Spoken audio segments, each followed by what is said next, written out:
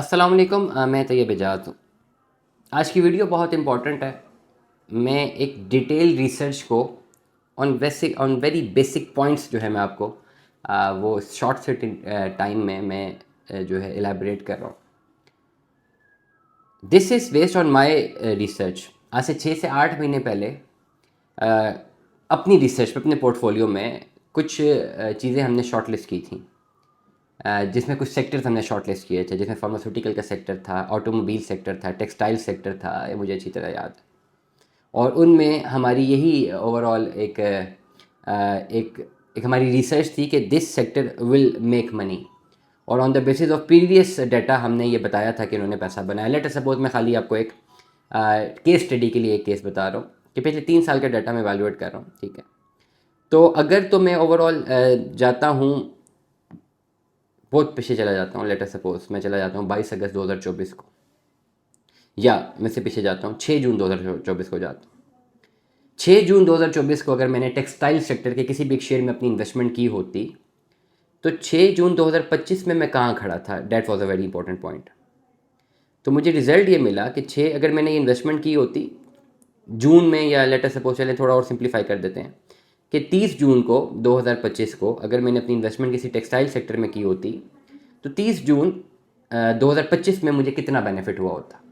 मतलब एक साल में, अगर 2024 30 जून 2024 में मैंने टेक्सटाइल सेक्टर में अपना पैसा लगाया होता, तो 30 जून 2025 तक मुझे कितना पैसा बना होता? और मुझे पता लगता है on the basis of research कि अगर 1 करोड़ रुपया डाला होता, तो 2 करोड़ 10, 2 करोड़ 15 लाख रुपए की वैल्यू बन गई होती। ये मैं फिजिकल ईयर की बात कर रहा हूँ, जून 2024 से लेकर जून 2025 तक। और उसी की बेस के ऊपर there were certain theories in the market कि टेक्सटाइल सेक्टर भी इन्हांस करेगा, फार्मास्यूटिकल सेक्टर भी करेगा, डिफरेंट सेक्टर से। आज की वीडियो में मैं खाली टेक्सटाइल सेक्टर को as a case study present कर। तो लेट अस सपोज एक बंदा 30 जून में अपनी इन्वेस्टमेंट कर रहा है, ठीक है। इस पर्टिकुलर एस्पेक्ट को मद्देनजर रखते हुए कि अगर एक साल पहले की होती तो मुझे 100% का इंक्रीज मिलता, लेकिन अनफॉर्चुनेटली 30 जून 2025 में अगर इन्वेस्टमेंट की और अभी हम अक्टूबर नवंबर में है, तो पता चला है कि that is back on the same track. जो हाई टॉप लगा हुआ था वो नीचे आ चुका हुआ है। मतलब अगेन 24 जून वाली सूरत हाल है। तो क्या ये रिसर्च फेल हो गई? क्या ये पैसा ज़ाया हो गया? हरगिज़ नहीं। क्योंकि एक चीज़ बहुत इंपॉर्टेंट थी इस कंप्लीट रिसर्च के ऊपर, जो मैंने बड़ी क्लैरिटी के साथ एलैबोरेट भी की थी, कि डेट दीज सेक्टर्स जिसमें अगर आप इन्वेस्टमेंट करते हैं, that must be on the longer run. पिछले एक साल में तो उन्होंने अच्छा खासा पैसा बनाया, लेकिन इस एक साल में बड़े अपर कैप भी मारे, लोअर कैप भी मारे। तो शॉर्ट रन इन्वेस्टर्स को तो झटका लगा होगा, लेकिन लॉन्ग रन इन्वेस्टर जो कि मार्केट में लंबे टाइम के लिए खेलने तक के लिए आया हुआ है, उसको फायदा। तो वो लोग जिन्होंने फिजिकल ईयर या जून 2025 में अपनी इन्वेस्टमेंट्स की इस तरह के शेयर्स में, जो कि पिछले 2 सालों में तो बड़ा अच्छा प्रॉफिट दे रहे थे, लेकिन इस 3-4 महीनों में 6 महीनों में डिक्लाइन देखा है, उनके लिए कंप्लीट एडवाइस ये है कि do not need to get panic. अगर आप पास्ट पैटर्न्स देखते हैं तो पास्ट पैटर्न्स में भी ग्राफ ने यही बिहेवियर शो किया हुआ है। डेफिनेटली उसको उस टाइम पे ये करना ही करना था।